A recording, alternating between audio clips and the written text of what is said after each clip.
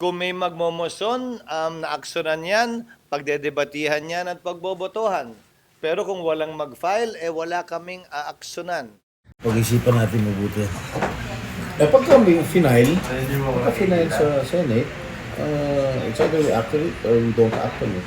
Kung kailangan idinig ito, ididinig natin. Kaya lang po, decision po ng Senate leadership sa June 11. So antayin na lang po natin.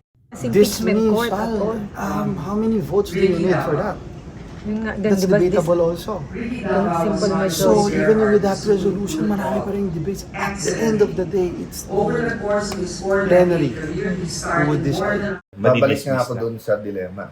Diba? So the dilemma is, you want to follow the Constitution and very clear ang Constitution. Diba? The trial follows forthwith. Walang if and buts doon eh. Diba? Malabo. Kaya gusto natin yung pinaka-sang-ayon sa batas at yung pinaka mabilis din kasi, well, ilang araw na lang to, no? 10 araw na lang natitira.